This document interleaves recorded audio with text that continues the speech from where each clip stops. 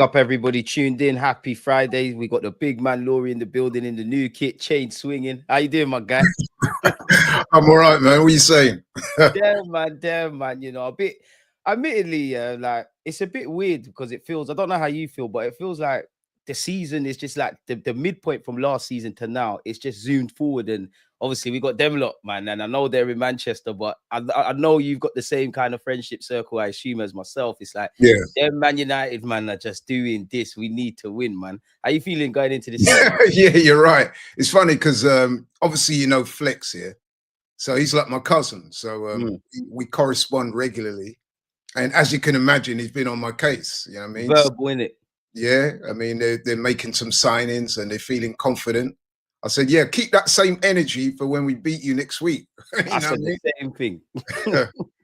But yeah, man, it's all fun and games. You know what I mean? Looking forward to the season. I'm probably looking forward to it a little bit more than some other Arsenal fans I've spoken to recently, to be honest. There seems to be a measure of, I wouldn't say doom and gloom, but like apprehension and nervousness even. You know what I mean? And I can understand it to a degree. But yeah, I'm looking forward to next week, man. I mean, that's when it really kicks off.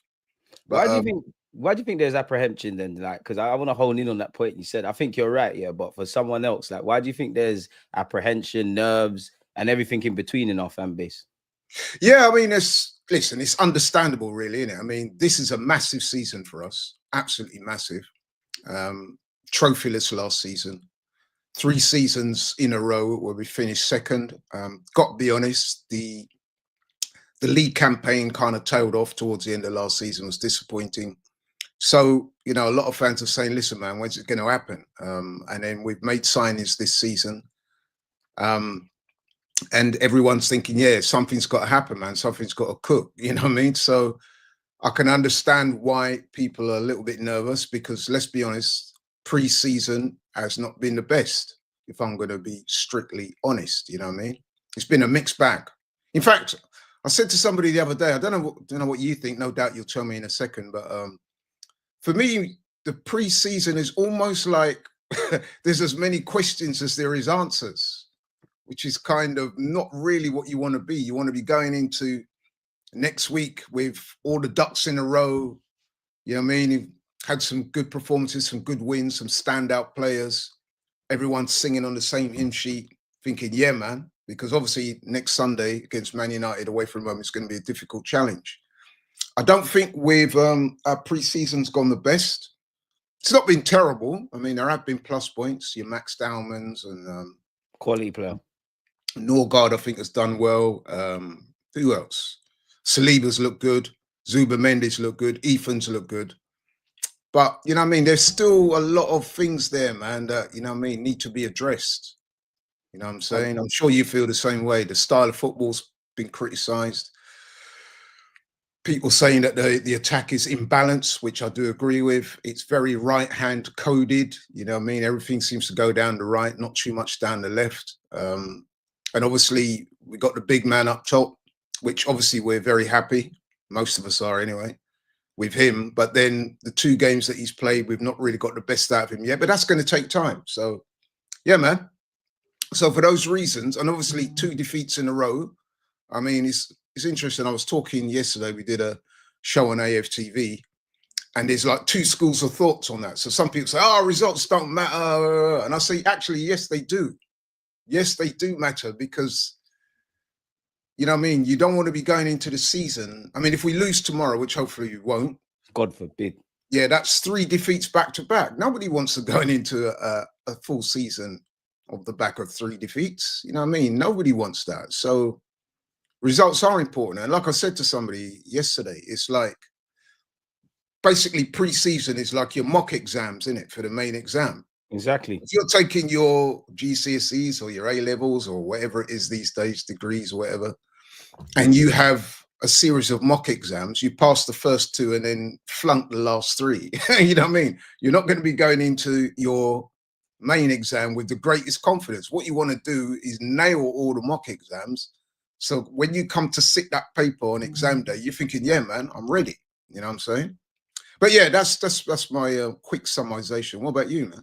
I think you said it there, Laurie, man. I think it's provided more kind of questions than answers. And it's actually something I've been saying on my platform. It's like, if we want to be a team that's, kind of sniff that glory here and there, then it's kind of fine. If we want to get to the next level, of course, we need answers to these questions. Now, kind of touching on what you said with preseason and the school of thoughts, I personally think it's in the middle. I think you can't say the result doesn't mean anything and things of that ilk, but I don't go too far because I've seen us be effing amazing in preseason and not do what we need to do. For me, though, it's more about the performance. Of course, like we touched on, you don't want to lose to Spurs. You don't want to lose 2 games in a row. You never want to lose any sort of game, especially when you're back at the Emirates. You got your star man up front and things of that ilk. It's all about the performance. I wouldn't say it's been bad or it has reasons to panic, but equally, I think it's still the same old, same old. And I don't really see anything down the left-hand side. We're still very right-hand centric. I don't think we really moved the ball quick enough.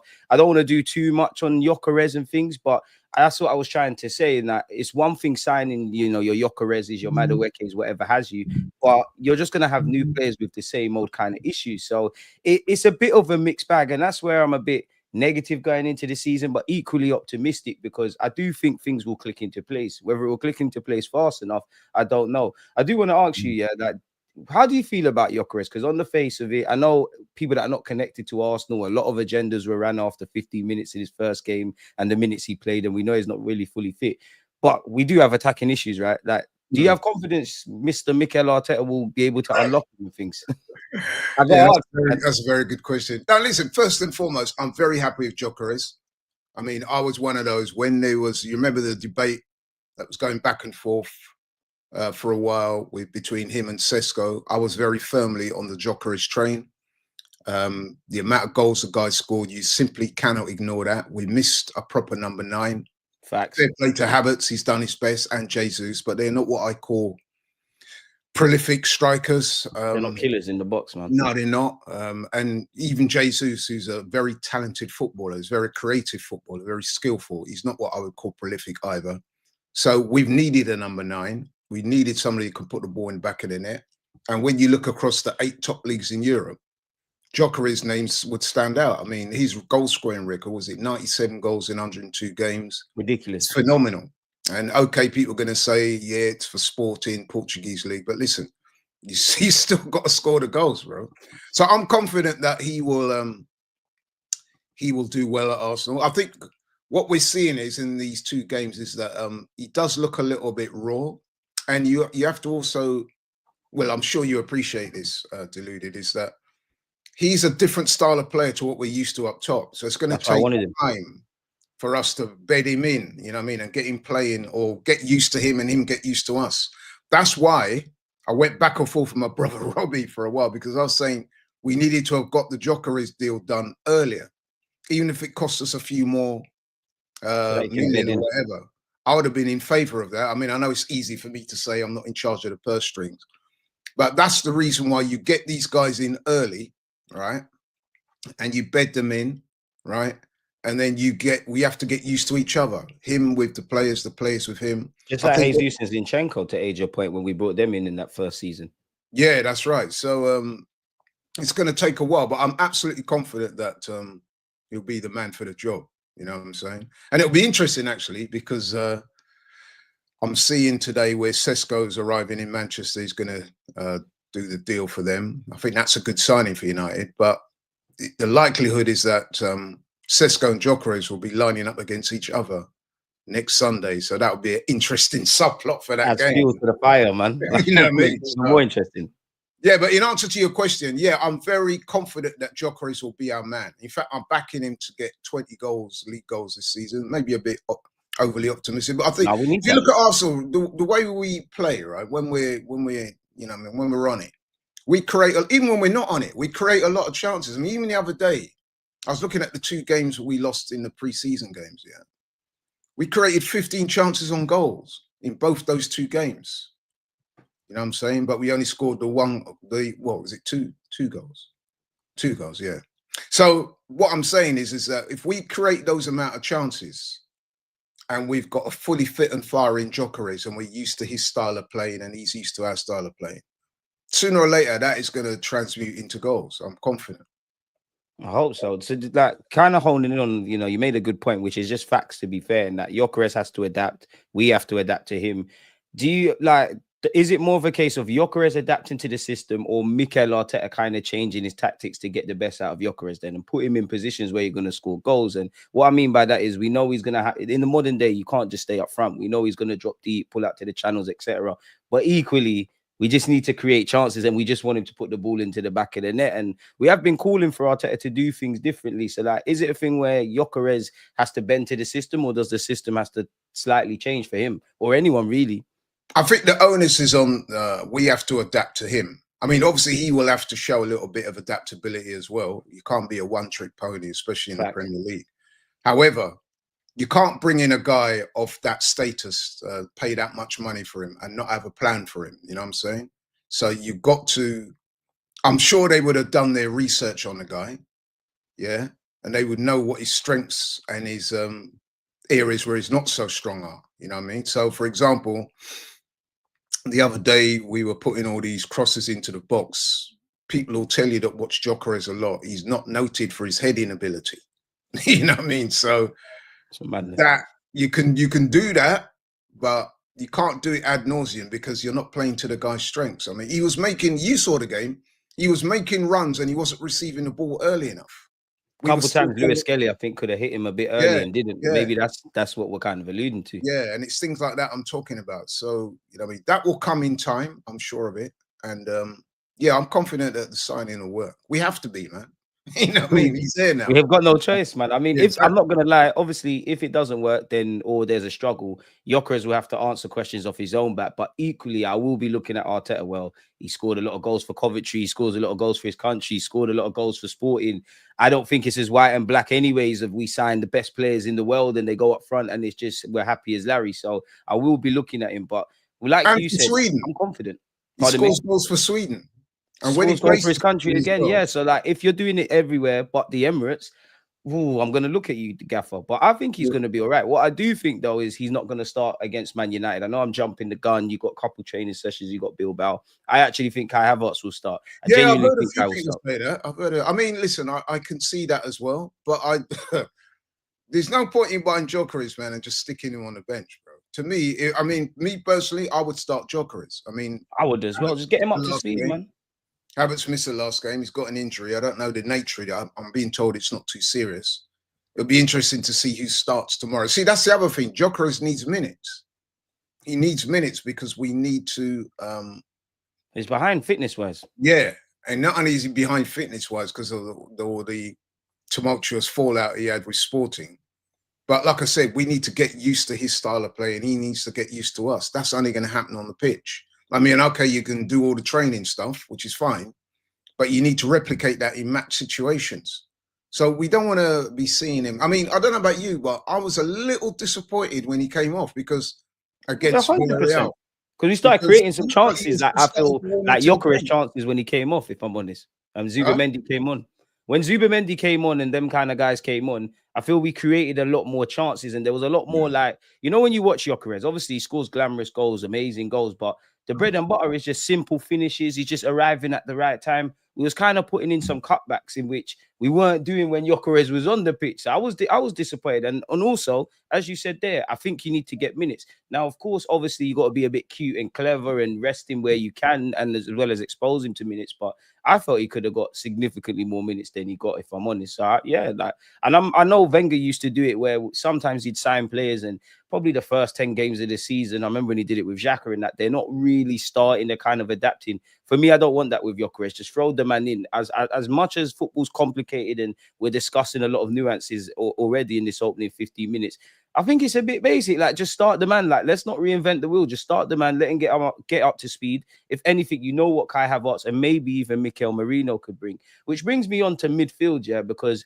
I actually haven't checked this yet, but I was doing the live stream and I've been saying, oh yeah, Zubimendi's going to start. He's going to change our lives. Him and Rice and Odegaard, this, that, and the third. And someone was like to me, do you think he starts this season? Because when you deep it, Norgard has started more games than Zubimendi. And that provided me with a new perspective. Like, do you think Zubimendi or Norgard will partner Rice in midfield against United?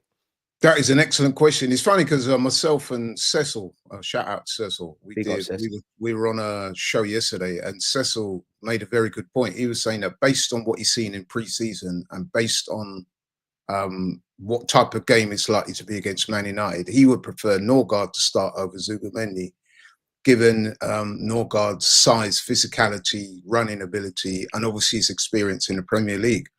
And I could see that happening. I mean, I think what you get, if you look at the two players, Norgard and Zubimendi, they're both very good players, obviously. But with Norgard, like I said, physical, 6'1", 2, Premier League battle tested, ready, very good athletically. I think if you look at his stats last season, he was in the top quartile for runs and stuff like that. So, yeah, so, and obviously he can score goals. We saw that the other day. I think he got 6 Premier League goals last season, so he can score.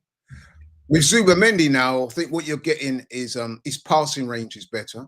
I think he's a technically more gifted footballer than Norgard. So it could be one of them where the manager might look at Man United and think, well, what type of game is this likely to be? Will Man United, because their midfield is not so great, so it may be that they deploy the low block, even though they're at home, and try and catch us on the counter. So if we come up against a team like that, then it could be argued that Zubimendi might be the better option because his passing range is better and he might be able to find those little spaces, you know what I mean? A bit better than someone like Norgard would. So it's an interesting question, I mean, I might be inclined to start with Zubimendi because I do think that United will sit back, will try and hit us on the counter.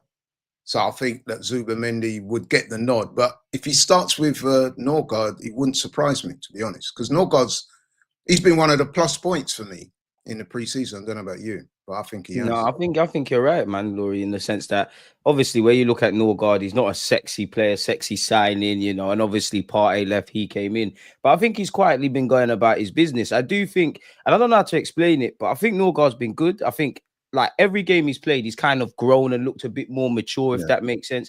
I think a lot of, I wouldn't call them problems, but I still think it's sinking into him that he's an Arsenal player and that obviously, as you said, he's been in the Premier League, he's been at the Emirates, he's played against us, he's played for his country. But I genuinely think where you look at the Arsenals, the Liverpools, Man United, you could throw City in there. I think you only really deep the size of the club and how crazy the fans are and all that stuff when you're obviously in there. And obviously he's been in Asia, and then you throw in the complications around the system that you have to learn. I wouldn't say he struggled or struggle's a bad thing, but it's a lot of information to obviously input. And I think game in, game out, he's got better in that regards. And you made a good point. If they're gonna, if we're gonna kind of gonna go off against Man United, that, you know, we expect it maybe to be an end-to-end game and Norgard knows the league, then fair enough. Equally, if we're playing low blocks, then Zubimendi's picking the lock. So it'd be interesting. Where are you at with Odegaard? Because I must admit, I think people have been a bit dishonest with Odegaard in pre-season. I can't lie.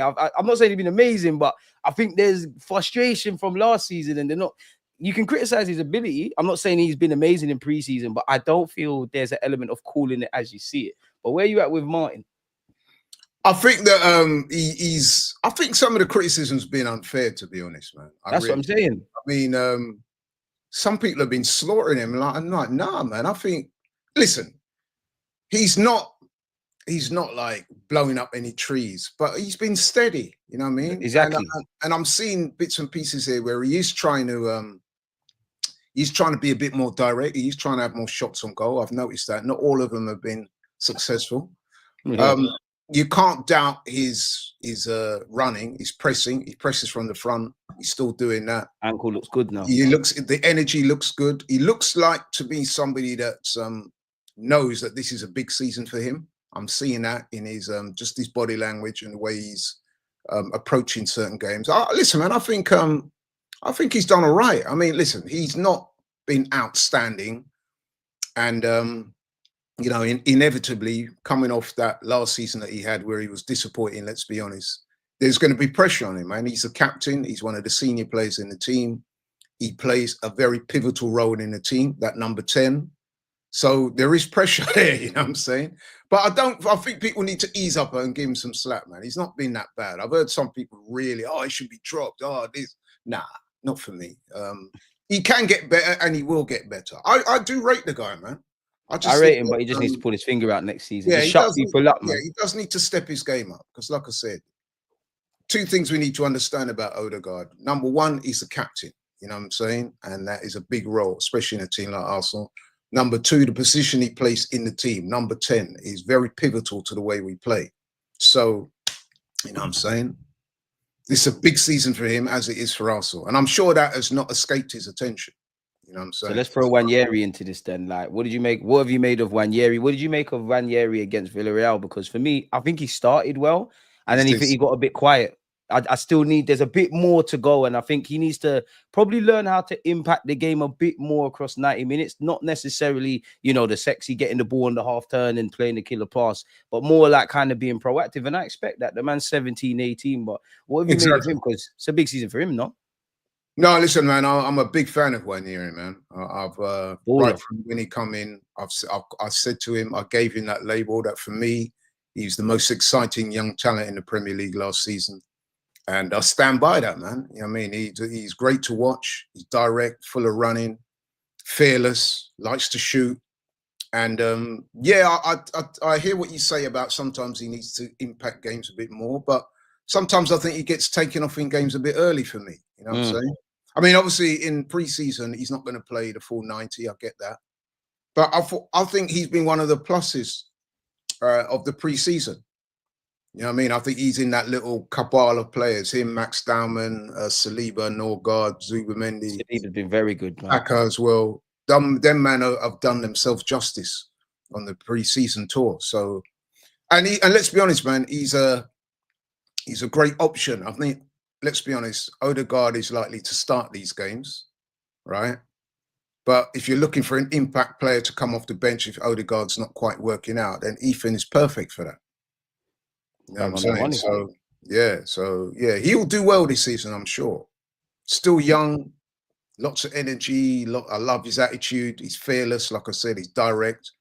You see him when he picks up the ball, man. His first intention is to drive at the defender. I'm going forward, yeah. And he wants to make things happen. That's beautiful to see, bro. That's what we exciting, man. We need them kind of players. You know what I mean? Because we get criticized sometimes fairly as well for players, you know what I mean, over deliberating on the ball, checking back, passing. You're like, no, man, try and go past the man, make things happen. Especially, like I said, when you're playing against teams that predominantly are going to deploy a low block. Trust me when I tell you, this season, of our 38 games, probably about 30 of them are going to be against teams that are just going to sit back and say, you have the ball, you try and break us down. Because that is not an easy thing to do. Break down Premier League teams, believe it or not.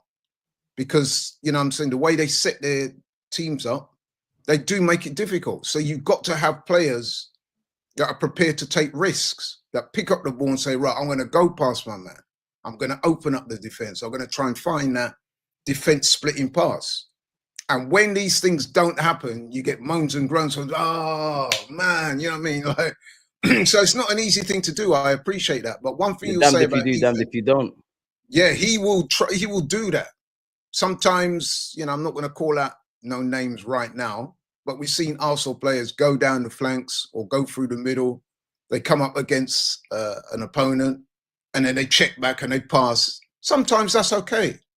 Keep possession of the ball, you know what I mean? Regenerate the attack. But sometimes you need to say, no, man, beat that man. Because once you've taken that man out, you've opened up space. Exactly. Either for a shot or to play somebody else like the likes of Gyökeres through. So very important to have players that are direct, that can dribble, that can beat their man. So Ethan is one for that, for definite. I mean, everything you're saying is right with Ethan, and I don't want to be disingenuous to Wanyeri because we love him, but there's a new kid on the block, Max Dowman. Like, I know he's 15, 16. We got to take time, develop all of this. But every now and again, I'm not saying he's Lamine Yamal or a teenage Cesc Fabregas or Rooney, but sometimes I think there's exceptions to the rule, and I think you can only nurture that kind of talent. You can't contain it. And I know it's pre-season, but at the end of the day, you can only performing what's in front of you. Like, what are you saying for Darwin? Surely he's, I wouldn't say forcing his way into the lineup, but surely he's forcing himself into the plans of this season in some capacity beyond academy football and the occasional cup game. Surely. Bro, he's been amazing, man. Seriously. Amazing. He's been the star of this tour. I mean, what he's done in that short space of time. has been really impressive. I mean, I was told about Max Diamond for a while. I've never seen him play in the academy or anything like that. But obviously, some of the AFTV guys, people like Ty and them, man, they watch. He watches everything. And my brother's seen him play already before, and he's told me about this guy. And when I seen him play, what struck me straight away was not just the talent. The talent is obvious, but the maturity and the physical strength that he's got for somebody of 15. That is amazing. The one thing I would say, the caveat to that though, is that I don't think it's fair on him, or I don't think we should put too much pressure on him. Like, so, for example, I'm hearing people say, yeah, man, start him against Man United, drop Odegaard. To me, that's ridiculous. You need to have a duty of care to your young players. You know what I'm saying? He is a teenager. So, yeah, you can't be expecting to put all of Arsenal's pressures on somebody so young. Because we've seen the other way when it turns. Like, yeah, we've seen it. Because sooner or later, if he doesn't have an impressive game, them same man are going to turn on him and say, "Oh, he's not as good as I thought." He's overrated now. Yeah, I'm saying you have to introduce these players carefully and slowly. You know what I mean? And it's not just the physical. I mean, we've seen the physical; he can handle himself. You saw him against Joe Linton when he murked Joe Linton, and even Joe Linton, you could see at the end of the game, sought him out and said, "Yeah, man, respect." You know what I mean? Baller, you know, man. Sat Joe Linton down, got him to concede a penalty, was outstanding. Got a penalty the other game as well. You know what I mean? So he's very, very good, man. Very good. But like I said, we do need to be a bit careful, rein in the expectation a little bit, because he's, like I said, he's 15. He's got a lot of growing to do. And yeah, man. But one thing I would say, man, he's definitely one for the future. And he will get minutes in the Premier League, I'm sure of it. I don't want to do too much about Max Dalman, yeah, but you look at him, Saka, Wanyeri, and Lewis Skelly. I know he's younger and it's a bit of a cop-out because it's easier, but I genuinely think he's got the high. You got to realize your potential, of course, but I think Max Dalman's got the highest of the ceilings, man. I actually genuinely think he's up there with Jack Wilshere in terms of talent. I still have a teenage Jack Wilshere above him, but I just think the sky's the limit for the lad, man. Sooner rather than later, you know, people are going to be buying Max Dalman 10 shirts or something. I don't even know if he's focusing on schooling, because it's just just set up for you to be a footballer, man. Yeah, let the man do his GCSEs first, innit? Yeah, man. I mean, listen, I've really enjoyed watching him, and yeah, he seems amazing. Seems a very mature guy as well for 15 as well. Seems to be handling it so well. Shout out to the Arsenal Academy, man. I mean, like you said, Deluded, man. Ethan Wanyeri, him, Miles Lewis Skelly, Saka before him. You know what I mean? Even the likes of Aiden Heaven and him, man, that have moved on. These are all academy graduates. To see them producing such good players is great to see, because that's the future, right? Exactly. You know what I mean? So, yeah, man, I'm really excited by Max Dalman. Like I said, to me, he was the outstanding plus point of the preseason tour. And yeah, man, I can't wait to see him in the sea. He will get games. 100%. He will get games in the cup competitions. He will get minutes in the Premier League, I'm sure. I think we just got to be careful, though, of how we play him, because we don't want to be putting all our expectations and hopes and aspirations on somebody so young. That's for guys like Odegaard and Saka and all them, man. You know what I mean? That's their thing. He is somebody that if you introduce him right, he, in the long term, he's a long-term project, isn't it? Even though he's only 15, he's a long-term project. I mean, he, you know, it's frightening to think how good he can become. But we do need to, like I said, the club and the fans, they have a duty of care to look after the kid. Just take time. Nurture him and introduce him at the right times, rather than just say, yeah, man, stick him in, he's the answer. Nah, not yet. Because even looking at preseason, I know it's preseason, but when you consider the fact that, you know, we've been losing the games or we've been crying about the attacking play, it's like all our hopes with fans. When Max Dalman comes on, he's made testament to him. We've made him, you know, it's like he's the one that's going to make the difference. We've put all our eggs on him, and cool, it's great to do that in preseason, but kind of what you're saying, like just kind of relax a bit. I do want to ask you about our defense, though, because I feel a lot of what we've talked about, and no doubt Arsenal fans, a lot is being said about, you know, creating via central areas, evolving the tactics. Can Gyökeres do this or not? But defensively, like, we have I think we've looked unfocused. If I'm honest with you, like I'm not even gonna like Raya. I don't know if he's still in party mode. We've been moving a bit mad, man. Like, what have you made of us defensively? Because that was one of the sure bankers. Like we've been a bit. I agree with you. I think that word you've used, lack of focus, is probably right, man. With we conceded 6 goals in the last couple of games or so. Yeah. And let's start with David Raya, a man who was my player of the season last season. So I'm a big fan of David Raya. However, this pre-season tour has not been a good one for him. He's drunk, man. No, he's been at fault for a few of the goals. I think the second goal that Newcastle got, the shot from outside the box, Jacob Murphy, I think he could have done better with that. Lewis Skelly moving mad. Yeah. The Tottenham game, I thought, I mean, some people are trying to blame Miles Lewis Skelly for that. Maybe it's a combination of the two of them. But listen, I think that he doesn't need to give Miles Lewis Skelly the ball there. I think he had options left and right. Kivior was Miles Lewis Skelly in a very difficult situation, because as soon as he played that pass to Miles Lewis Skelly, it's almost like the Tottenham players around him were expecting it. They immediately conversion him, dispossessed him, and then my man's so far off his line that Pape Sarr just looked up and thought, "Yeah, thanks." Yeah, I'm living a movie today. And that was embarrassing. That was embarrassing. And you know, like I said, to me, I think Raya has to take the lion's share for that. And then in that game as well, you would have seen it Deluded. There was a couple of crosses that he was flapping at, a couple of them that we were lucky not to concede. One of them hit the post, remember? He just missed it completely. From the corner, innit? We saw evidence of him flapping again in the Villarreal game. And I thought at least one of those goals was his fault. I think honestly, Saliba's look proper in defense, if I'm honest. Like, I can't ask. It's not to say people have been terrible, but Saliba's been the one I'm like, you're ready for this season. Why? You're getting back to fitness. Timber, you just got your first look in. Miles Lewis Skelly, obviously, you need to concentrate. You're losing the ball a bit, but you're 18. Kivior, even, was it the first goal against Villarreal? I'm not blaming him because it was a culmination of errors, but the Kivior of last season, you just get rid and ask questions later. You're kind of trying to wait for it to go on your left. That's why I asked you about the focus. And as much as I'm criticizing the defenders, you know, it's not just them. Everyone's involved in defense. I think it's been too easy at times on the transition. So that's why I was asking you about the level of focus, because I don't know where we're at psychologically. I think that's a fair point to make, because you mentioned Kivior. He's looked off it, man. Off it. Like, does he want to be here? I don't know. Yeah, I mean, I know that there's been some speculation surrounding him in terms of a move away. That could happen. But yeah, he's not been at his best. And we do need to fix up, man. Ben White, I'm a big fan of Ben White, but he's not been at his best in these preseason games. So, and like you said, Miles Lewis Skelly's made a couple of mistakes, held on to the ball a little bit too long at times. So yeah, man, those are things we need to iron out. We've got this game coming up tomorrow against Bilbao. And then after that, that's showtime, isn't it? Yeah. So you're right. The defense has not been at their best. I mean, last season the defense was imperious, man. I mean, we conceded the least amount of goals in the Premier League, and I think it was 30, wasn't it? Something like that. Yeah, which is really good. We was at the standards defensively of the year before that, so that just tells you how good we are at that level. Yeah. So we can't be conceding too many goals if we're going to win things. So that needs to be sorted out.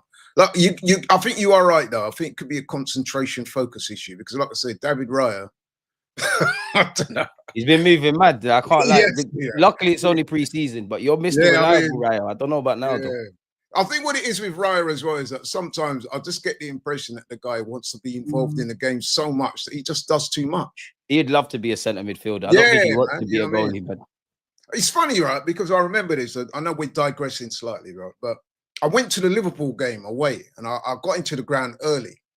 I got into the ground early, and I was watching the players warm up. I like to do that sometimes. And I was watching David Raya, right? And honestly, his ability on the ball, you know, bro, trust me, is of an better than a lot of centre mid. Like, you know, when they were doing the drills and he was doing like the long kicks and the passes and stuff and kicking out, and I was like, wow, this guy, his technical ability is up there with the other players, if not better than some of them. I was actually quite surprised at how good he was on the ball. And I just think that with David Raya, he's got quite a quirky personality in it. And I think he just wants to be involved in the game. Remember that time last season when he ran out of his box and then he sprinted past man, did a little cross turn. He's been doing that madness. And I'm looking at him and I'm thinking, this is a man that wants to be an outfield player. You can see he wants it. to be a He's a frustrated 1,000,000%. outfield player. He's also got tremendous agility. That was the other thing that I observed of him in the warm-ups. You know, like when they do the drills and they're diving, like they're down and they're up and spinning around his, like his agility is next level. Trust me. He's like a cat. Yeah. But for all those great things, sometimes, like I said, he tries to do too much and it affects his concentration. You'll see him rushing out. You think, you didn't need to rush out that early. Or if you are going to rush out, like, give it a air of you're in control of what you're doing. He seems to come out and flap at it like he's too anxious, you know what I'm saying? But anyway, he's still a great keeper though. But yeah, you're right. He'll need to fix up, man, because it's a big season ahead. And he's going to be an important player. Go on.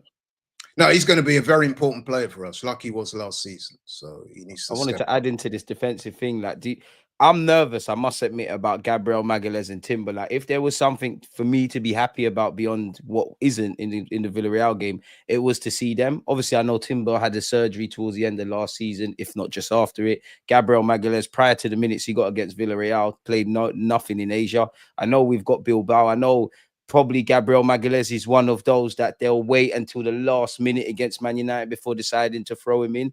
But kind of, I'm concerned about the defense anyways. Kivior, Mosquera looked good, you know. Pardon me? Mosquera, Mosquera. Yeah, he looks like he can be a player, man. He looks like he can do something for us. I might have him above Kivior in the pecking order. I don't. I can't lie. Yeah. At the moment, I mean, obviously Kivior has experience, Premier League experience, which Mosquera doesn't have. But for the short time that I saw Mosquera the other day, I thought, you know what? The stuff that I'm hearing about him, because he comes very highly recommended. If you do your research on him, he's very highly thought of. And yeah, man, he looks good. The only thing I would say, he does look very slim, doesn't he? You're gonna have to beef up in the Prem, man. Yeah, you're gonna have to get him in that weights room, man. You know what I mean? But honestly, though, he does look good, though. He does look good. Looks like he could do us a favor at right back, which is obviously great news for Timber and White.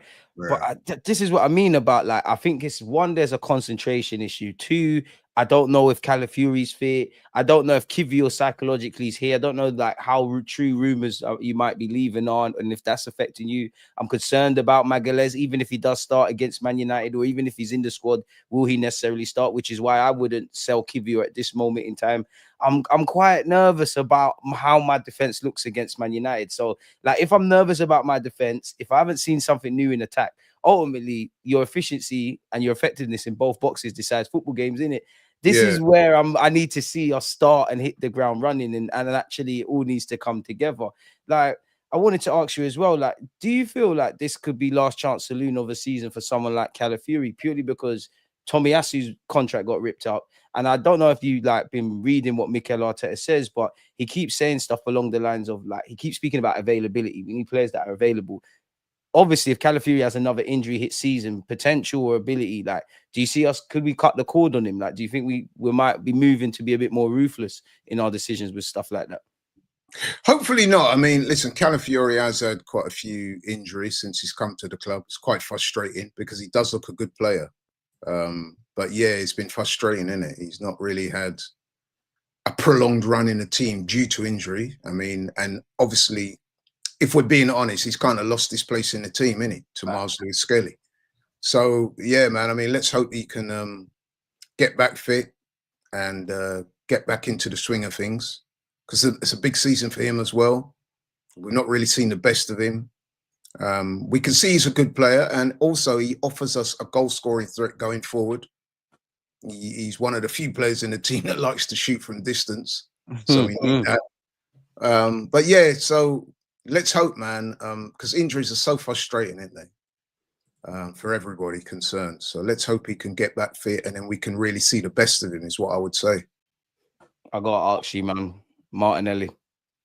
I got to ask. Like, even me, a big fan of him. I'm Martinelli like, and Odegaard have been the two players. Martinelli, especially, actually, he's been really chastised. I almost feel a bit sorry for him. That's what I'm saying. Like, because it's just a bit. It's not that it's too much because his form has been poor and all of that stuff, but it's almost like scapegoatism, if that makes sense. Like it's going a bit to the other level, even though there's clearly concerns, evident concerns. We can all see it. We all know it. We didn't learn that this season. I mean, or this preseason. But it's like, damn. Because Trossard look better than him. You're right. I mean, listen, I don't like to see any players get scapegoated. We do have to be honest, though. The preseason tour was not a good one for him. I think he played in all the games, all the 4 games so far. If I'm being honest, he's not had a good game in any of them. The confidence appears to be at quite a low ebb. But the one thing I would say about Gabriel Martinelli, he will always give it his all. And he is still, as far as I'm aware anyway, the quickest player in the team. You know what I mean? The most explosive. I think what we're seeing with Martinelli, though, is 2 things. There's a clear lack of confidence so far in what I'm seeing. And obviously the end product is not great. Which is interesting because if you remember last season, he had a pretty up and down last season. But just towards the end of last season, he actually started to pick up. And he scored some goals. I think he got 8 goals, which is against Liverpool as well. Yeah, I was at that Liverpool game. He was our man of the match. I thought he played really well. They even like pushed him up top later on in that game, and he did well. So you're thinking to yourself, he finished the season better than he started it, if you know what I'm saying. It was a difficult season for him, but he did finish the season better than, you know what I mean, his previous games. So you're thinking coming into this season now, you're going to see a new rejuvenated fire in the belly. Let's go. There is that imbalance between the left and the right, and he plays on the left, so people have been calling him out, so we need to see more. So I'm thinking, yeah, he's going to up his levels. Unfortunately, we're not seeing that yet. Now, it's still early, but we've not really seen I mean, he's had 4 games now in pre-season to show us. He's not really shown us. I don't know about you, but I'd like to see Madueke start tomorrow. I'm happy you said that because that's where I was going to take this conversation. Yeah. Like, I'm at that point where I need to see something different in it. Like I need to just show me something different. I know Madueke's got a lot of question marks and he might not necessarily be the answer, but he just show me something different. Maybe a natural left footer on that side, maybe provokes Mikel Arteta to maybe make us less lopsided. Regardless, you've got to do that. But like you said, we're very right-hand centric. Our left-hand side, I'm sure he's got his reasons, but to me, as just an armchair expert, it's kind of the same old story. And I know it's been highlighted in pre-season, but for the last 2 years, at least that's been an issue. I think prior to the injuries kind of picked up at this moment, I wouldn't say Trossard was pulling up any trees, but I think Trossard was significantly better, which brings me to the point you said about confidence. And then it makes me think, what happened to your confidence? I know it's difficult. Like, I know people that think these footballers want to go out there and play poor on purpose. They're athletes. They're some of the most self-reflecting individuals in this world. He knows he's not playing well. He knows there's question marks. There's probably some air of, oh, Berta's coming. We're moving a bit serious. There's there's pressure. Because for Odegaard, if Eze comes in, there's issues for you. Gyökeres, obviously, that's issues for Kai Havertz. Left-hand side, we'd love at least 2 attackers, let alone Madueke. So everybody needs to up their game and things. I think for a part of me just believes you, and it's not going to happen, whether it's because of the tactics or the fact that you won't play up front. A part of me thinks for Martinelli to get to the next level, as much as I love him, you might have to leave Arsenal because you're not set. It's not that you're not set up to thrive, and I'm not suggesting Arteta isn't doing that, but we don't play to your strengths. We don't really play down the left. We're not one of those like Liverpool, Newcastles where it's kind of end to end. People do rightly say maybe you could play up front, which I get, but even if you were to move up front, where would you be in the pecking order? Because I reckon Marino is ahead of you. I reckon Kai Havertz as well as Gyökeres and a fit Jesus because of all the other things Arteta wants. But at minimum, Martinelli's just got to be a squad player for this season. But when you got a squad player on 190 grand, which you bought for 6 mil, Berta might be looking at that. Maybe not this year, but next year, like that might be a moneymaker kind of thing. And we need the whole attacking ranks, as you know, Laurie, to score goals. As much as I'm pinning all my hopes on Gyökeres and Saka, there's going to be games where they're not doing it. So I don't know how we get how do we get Martinelli out of this? Where are you at with that? Like, is it still a thing where he hasn't got this overlapping left back? He ain't got this in the cam. Like, how is there light at the end of the tunnel for you with Martinelli, Laurie, man? It's clearly an issue, and you do mention. I was going to say that, but you beat me to it. But the overlapping fullback, that does factor into this. But I would say with Martinelli, like I said, plenty of endeavour, plenty of pace, plenty of willing. However, the end product is not what you would want.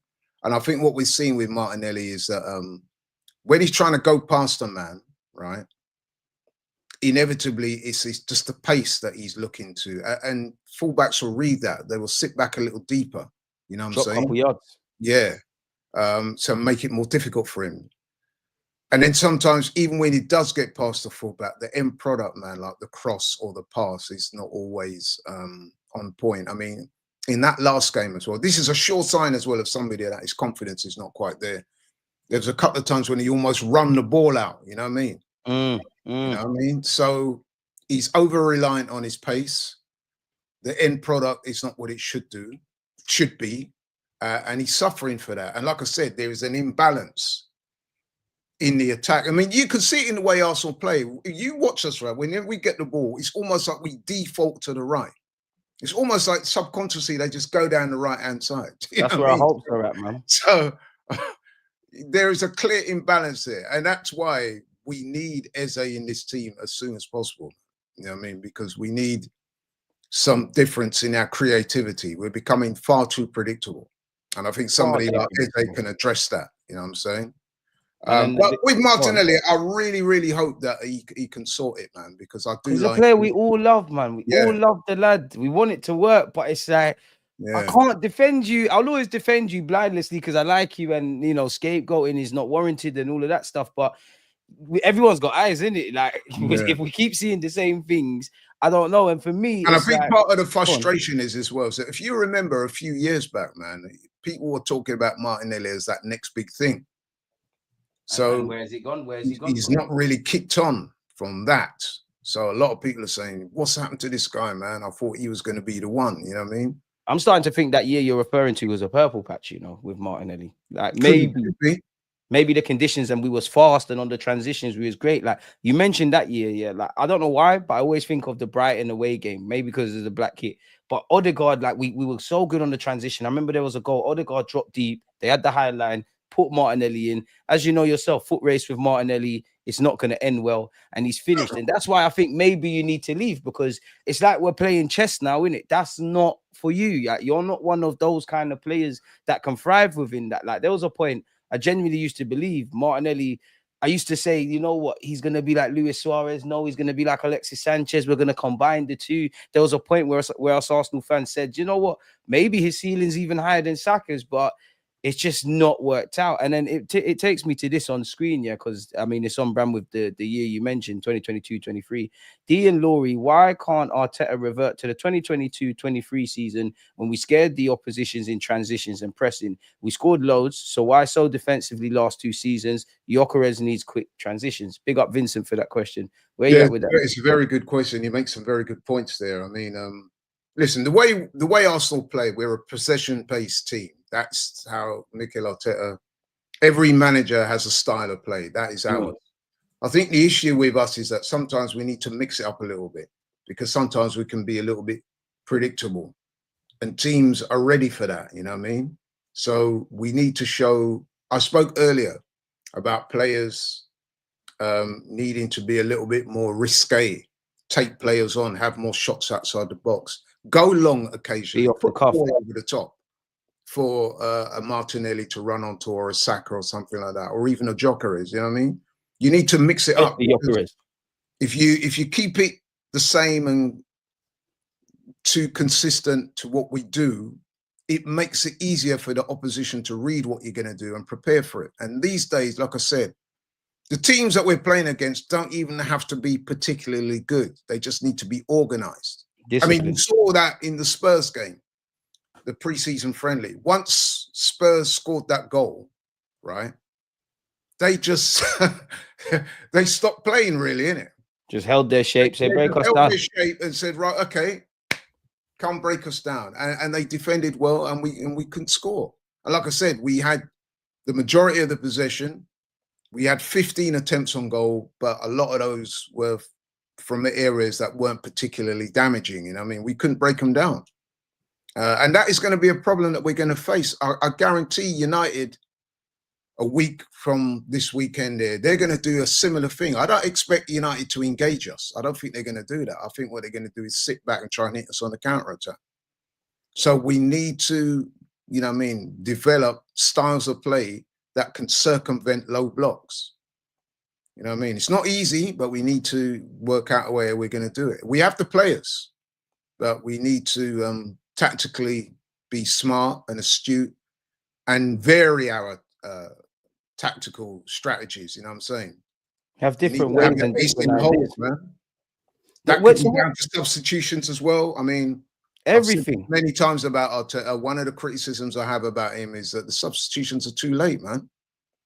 You know what I mean? 10 minutes, 5 minutes. No, if you're asking guys to come off the bench and impact the game, you're relying on too many miracles. Given at least 15, 20 minutes most of the times. You know what I mean? Asking a man to come on and score with 8 minutes to go is not realistic.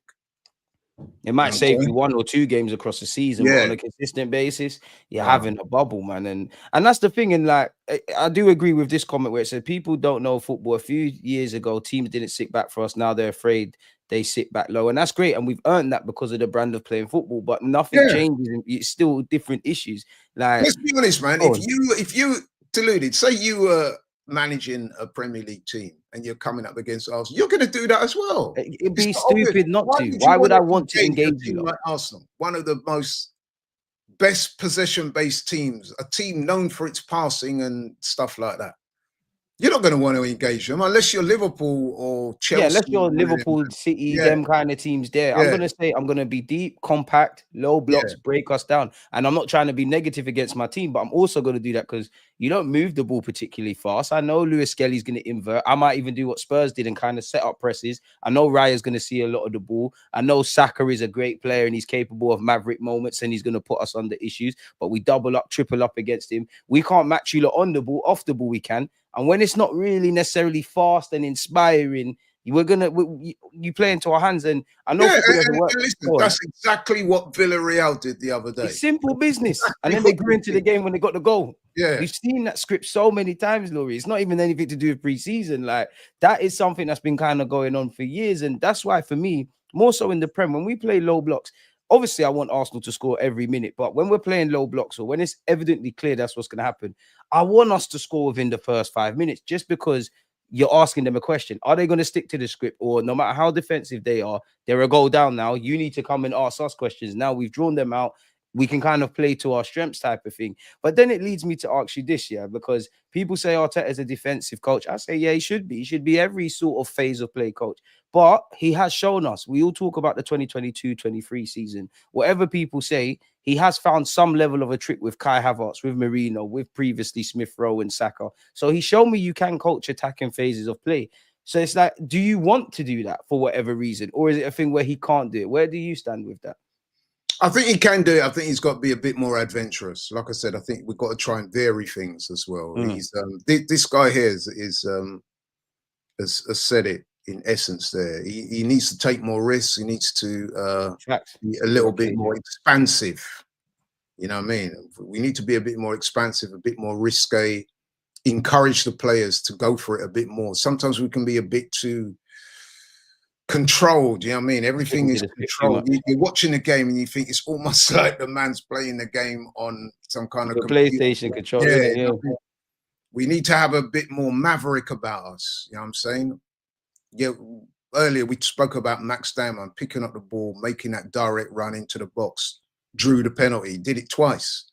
Ethan picking up the ball on the edge of the box, beating 2 men, having a shot, stuff like that, you know what I mean? Even if you have the shot and you don't score, you might get the rebound. Gyökeres might be within distance. The keeper spills a ball or pushes it into the path of a Gyökeres and he puts it in. He could get goals like that. There's so many different ways, but I do think we do need to be a bit more varied in the way we go about things, because at the moment we're becoming a little bit too easy to read. I mean, like I said, Villarreal did it to us the other day. You could see what they were doing. You know what I mean? And they've been conceding for goals for fun this preseason. Sorry? They've been conceding goals for fun this preseason as well. Like, so for them to say, you know, we're going to do a low block, it raises a question, man. Like, we need to change, Laurie, man. And the thing is as well, the other thing is, when a team is adopting that low block against you and they score first, then it makes it even harder because then they know we got the goal in the bag. We could just sit back now and not even try an attack. We might even get a second. Yeah, because obviously they invite you onto them, ball over the top. It happened against Villarreal the other day. The last goal, isn't it? They just catch you. That third goal they scored, Danjuma. Long ball over the top. He was in. Very good finish, by the way. But that's what can happen at that level. You know what I mean? So, yeah, man.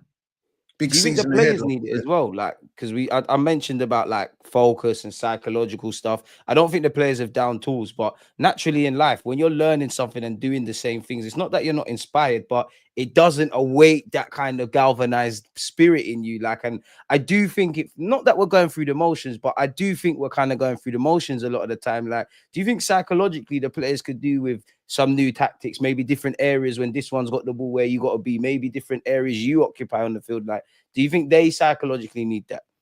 Yeah, I think it's something we got to work on. Listen, I'm sure they are doing it. I can't believe a world where they're not talking about these types of things because, like I said, they're coming up against this type of thing most weeks in Premier League football. Most times Arsenal play, you're going to, like I said, if it ain't City, Liverpool, maybe Chelsea, even Chelsea do low block when they play us.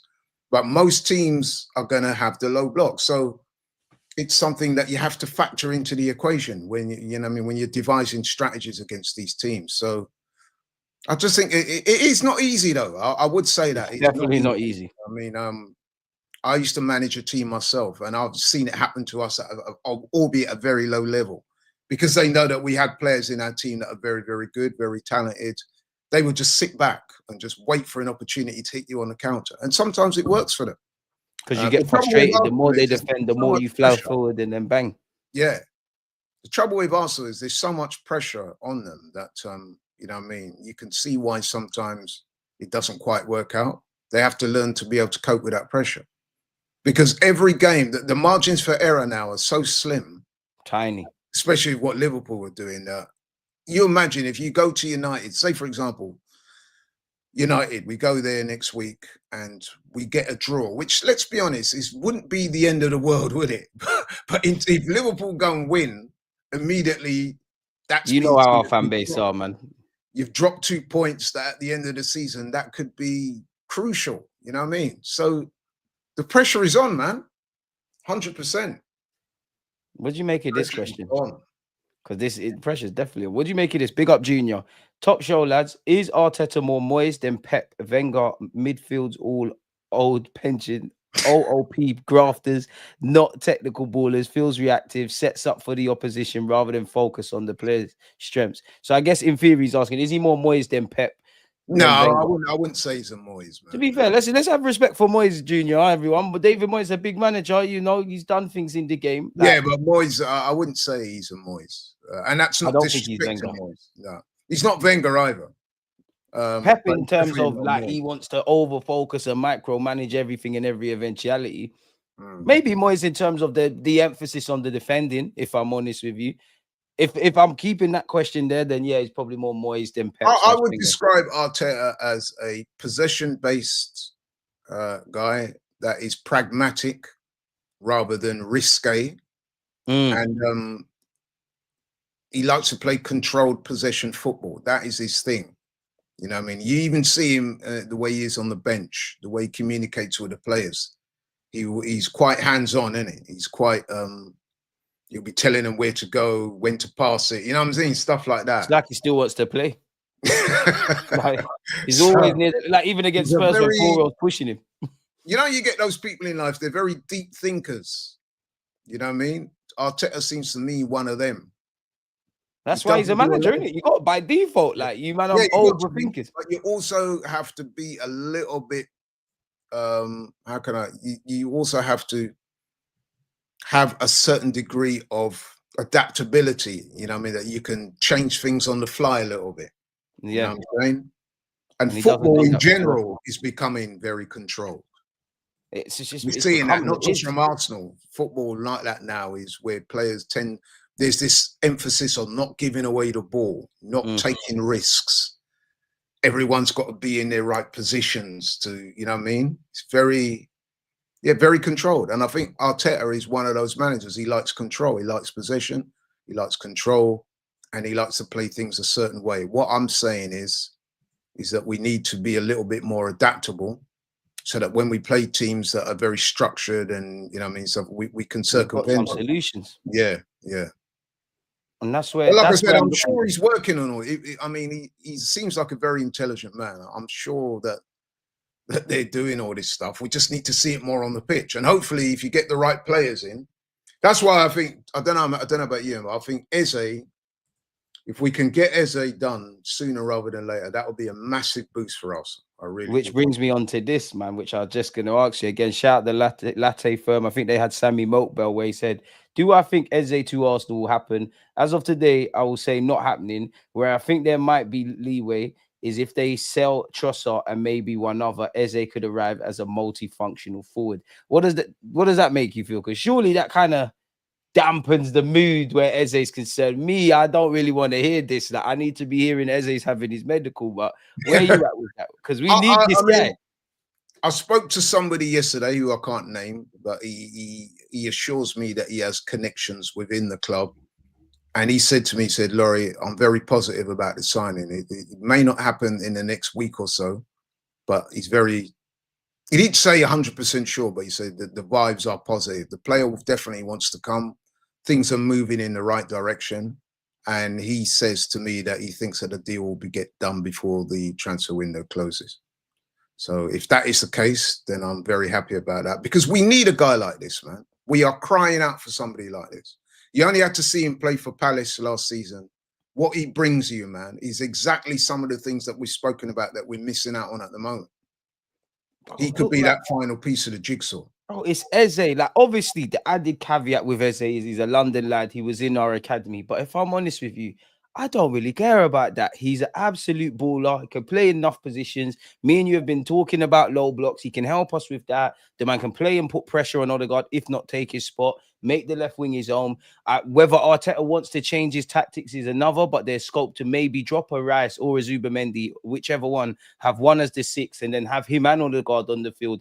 And I'm of the belief you can never have too many good players. Like, I know when you've probably, whether it's on your own channel or AFTV and all the stuff, or just speaking with people that yeah, a lot of things that is thrown around with Eze is, he's not a left winger. I hear that, but for me, I'm not the thing now, Laurie. Sign the guy and deal with all that after, man. Like, you need to just get this guy through the door. I don't want to hear nothing else, man. We need. If you look at Eze's attributes, he's actually everything that we need in terms of the way he plays. His DNA as a player, man. What does he do? He likes to go past people. He likes to shoot.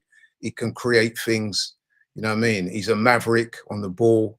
He's physically strong. You know what I mean? He's got the right attitude right now. Mode. Yeah, he's Premier League proven and tested. Like I said, he could be the game changer for Arsenal this season. I really do believe that.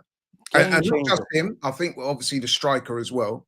But he, as your contributor says there, he has that X factor that can be a major, major difference when we're playing teams that just sit deep and don't want to attack us and want to defend and make it difficult. You have Eze running at them, doing things. I think that's a major plus for Arsenal, and we need to make that signing happen sooner rather than later.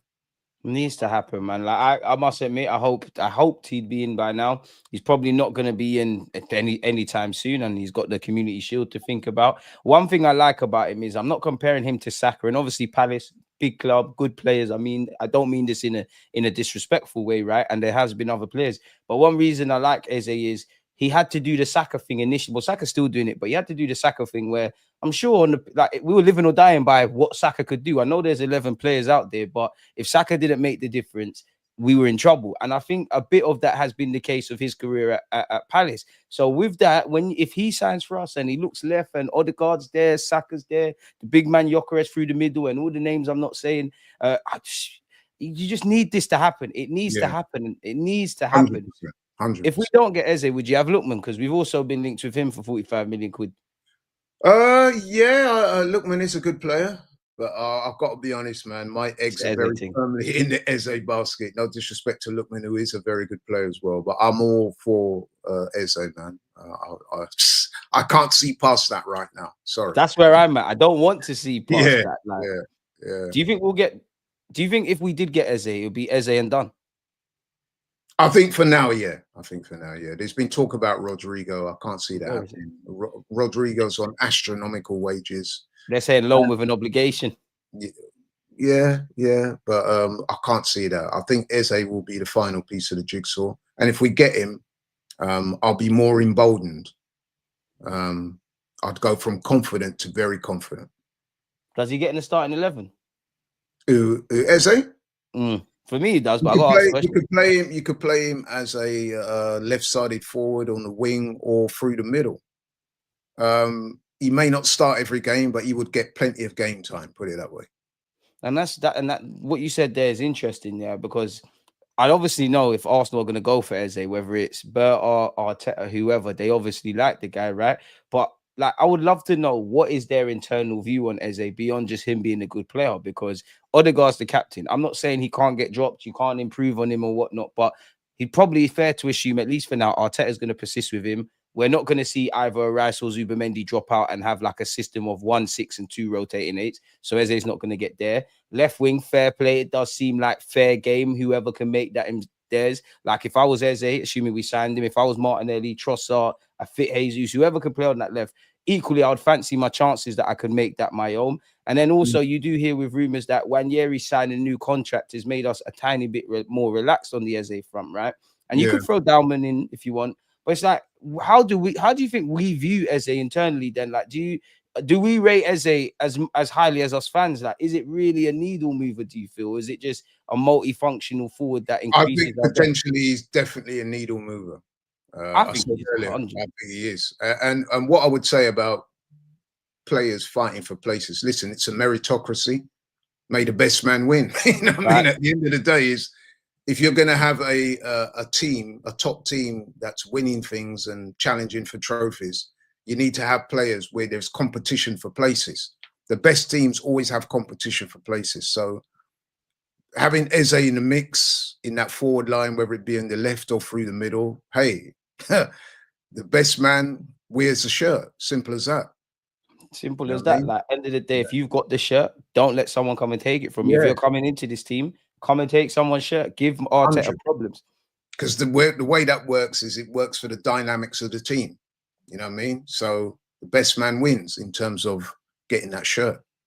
And then my last one for you before I let you get out of here, Laurie. Appreciate you. Make sure you're subscribing to Laurie's channel as well. It's in the title of the video, people. Smash the like buttons and stuff. We've kind of touched on Martinelli. Like he basically said that we internally decided at the football club not to move him on because we didn't think we'd get what we feel is a fair transfer fee because his season has been rubbish. And we're hoping that, next season is different. But Trossard, like, how do you view this Trossard thing? Because it feels like there's been a contract offer on the table and then he's gone away from it. And 1 minute he's going to stay, then he's going to go. Now we're of the belief that based on reports, if Eze's to come in, then Trossard has to go. And he's probably a lot easier to move on than Martinelli. Like, would you feel comfortable with him going? Where are you at with that? He's been a good player for us, so there's no doubt about it. But I do think that, his time at Arsenal, unfortunately, is coming to an end, I would say.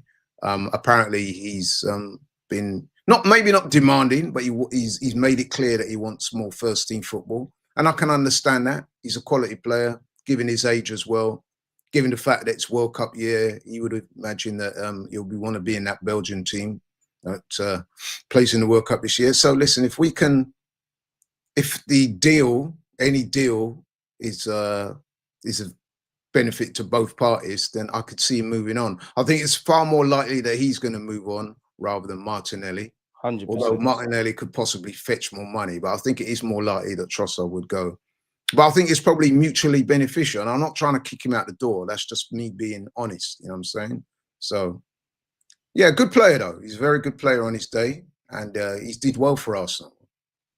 He's done very well for us, man. Like, in an ideal world, I mean, I'm a bit greedy, but I'd love your Rodrigos and Eze's and, Gyökeres and Saka. You lot do your thing. But if I've got Martinelli off the bench where I want to stretch teams, and obviously I'm disregarding financial outlay, and you've got Trossard who, quote-unquote, super sub, he has been a decent player for us across the course of a season. I'm very happy with our attacking options. I'm very happy with them. But it is what it is. I can understand, like you said, with wanting more first team football, because he's not an idiot. He probably knows Sorry, that one if second. there was an go on, I'll carry on. He's like, he probably knows people. If it wasn't because of injuries, he probably wouldn't have got the football. He knows Madueke's just come in. If Eze comes in, that's enough one. And this isn't, you know, he's known that before. In a couple of years, we've said this. And the age he's at, with the, as Laurie said, which went over my head, like World Cup, you have to probably get more money if you can elsewhere. And if not more money, a longer contract. You know what, Trossard, you can leave with your head held high, man, if I'm honest with you. What I want to say is, yeah, Laurie, before I let you get out of it, it's been a very good stream, but this is a very good question, and I'd love to pick your brains for this. Flip Mode said, question, why do you think the club prioritized Noni Madueke over Eze if he's a needle mover, which I agree with, by the way? Would you say to that? I think you're muted, Laurie, you know? I think Laurie's on mute. Can you hear us? I think your mic's disconnected, Laurie, you know, if you can hear me.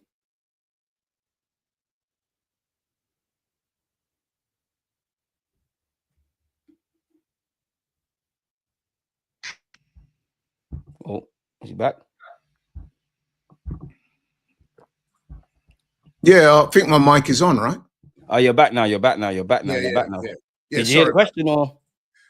Yeah, about the Madueke thing. Yeah.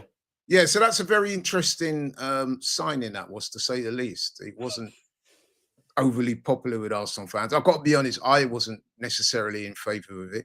But I can see why now that Madueke's come in. He was available. He's cover for the wings. I mean, I know he's primarily a right winger rather than a left-sided winger. But he does strengthen our options in that position. And by all accounts, I mean, I know a few Chelsea fans. Shout out to Matisse. I've spoken to him at length about Madueke, and he assures me that his main attributes is that he's direct, he has very good dribbling ability, and he's aggressive in terms of wanting to take on the fullbacks and stuff like that. So if he can bring that to Arsenal, that will be definitely something that is needed. And I would imagine that he'll play more on the left than he would do on the right. So yeah, even though Arteta said that you play both, but I agree. And let's be honest, it's a far cheaper option than Rodrygo would have been. And I'm not even sure if Rodrygo really wanted to come to the Premier League or come to Arsenal. So I can see why. Yeah. So of the options, of the available options that were out there, the club obviously saw that Madueke was probably the best one, and that's probably the truth, to be honest. I'm excited to see what he's going to do. I mean, he didn't have the best start against Villarreal. He came on, he only got 10 minutes, missed a penalty. So it wasn't the most fortuitous of beginnings. But listen, man, let's hope he starts tomorrow against Bilbao. Or if he starts, he gets minutes, because we need to see him. And to be fair to him, he did want to go to the tour. Well, we're led to believe he wanted to go to the tour. The club said tech time. So I will support you. I will give you your fair dues. You do well. Praise. You do shaky. I'm hearing he's been looking really sharp in training.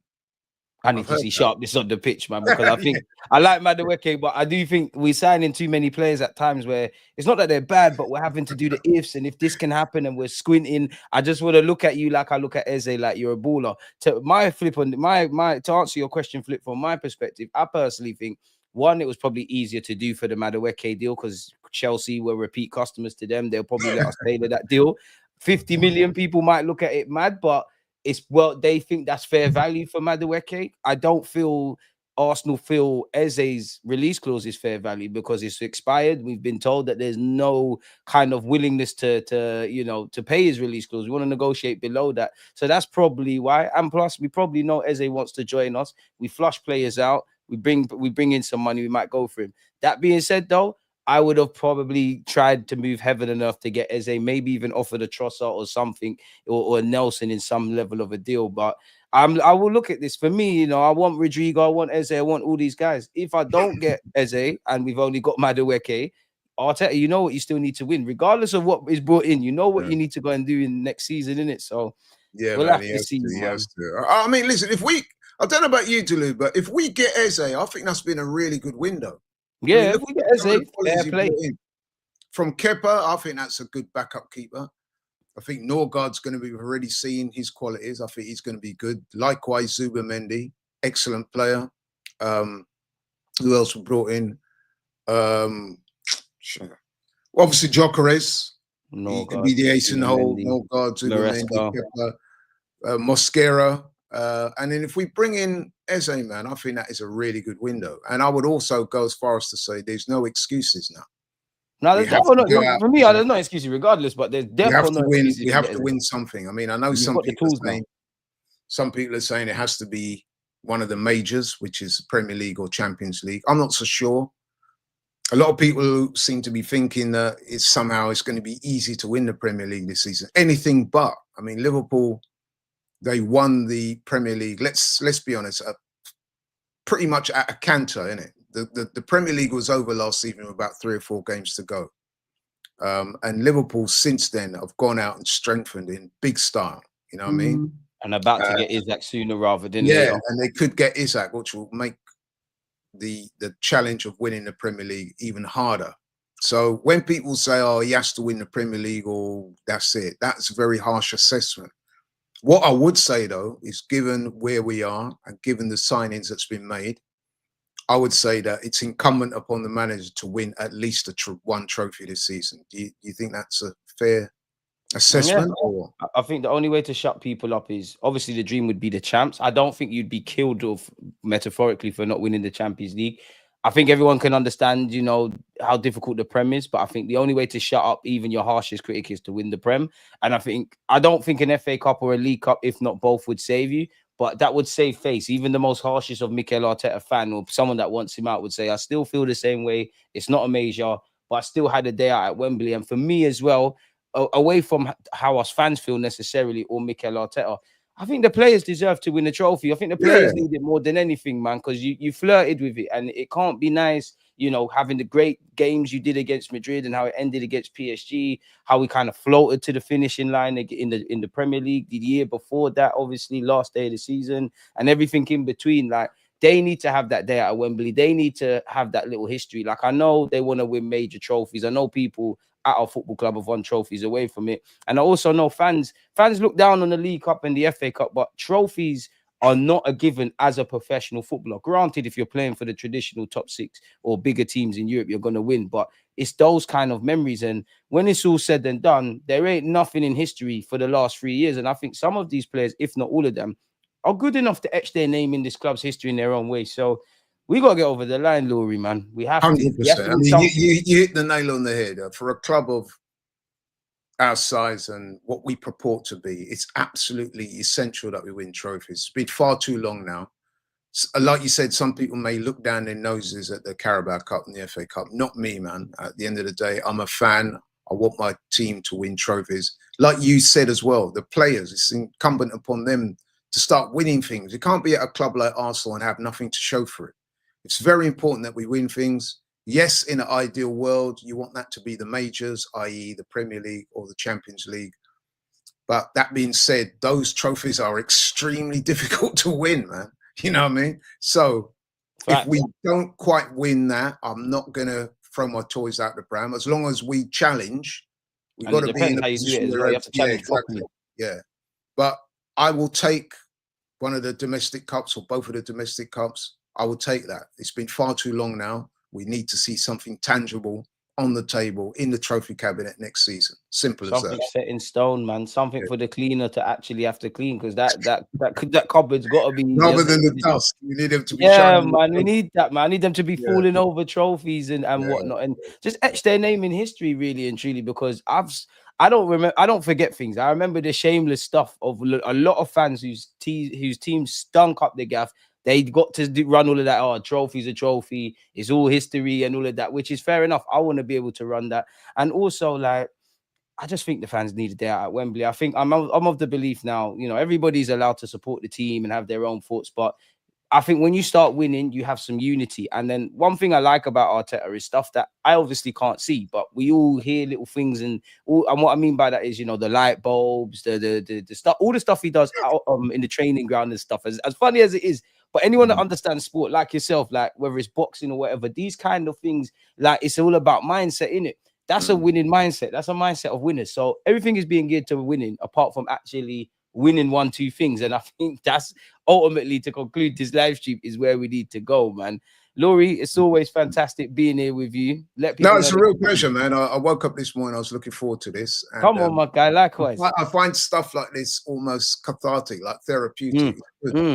To talk about football with people like yourself who know what they're talking about. So that's great, man. Respect. You're doing a great job, man. Keep it up. And I also want to say as well, I need to get you on my channel as well, man. You always say this, and I always say to you, bro, just hit me up, man. We're ready. We'll be over there with the AFTV stuff as well, but I'm definitely gonna give you that call. I'm making some moves behind the scenes now. So yeah, expect that call in the next couple of days. Yeah. Once again, let people know they can find you, even though it is in the title, man. You need to hear it from the horse's mouth. Shout out to all the people as well in the comments showing me love, man. I appreciate that. Respect. Come on, big them up, man. You got any content to come out today on the platform? Yeah, I'm going into the studio in a couple of hours. Actually, got some stuff to film for AFTV and for DR Sports. I'm doing some boxing stuff as well for my channel. That will drop either tonight or tomorrow. So I'm busy, man. I'm trying to stay. Hey, I'm a lot older than you, man, but I'm trying to stay with it, man. My guy. You lot are setting the pace, so I'm trying to stay with it. You know what I'm saying? I'm trying to stay relevant. So yeah, man, it's all good. Come on, man. Big up yourself, man. Come on, Laurie, man. Extra big up yourself, man. People, we're going to wrap it up here. Going to let Laurie get about with his day, and you lot the same. Head over to Dan Potts' platform, because I'm there at 12:30. Again, Laurie's platform is in the title, people. Go subscribe, turn on notifications, check out content. So, yeah, man. People, Laurie, done now, my guy.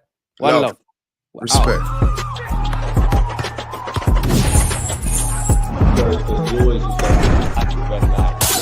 I think it's like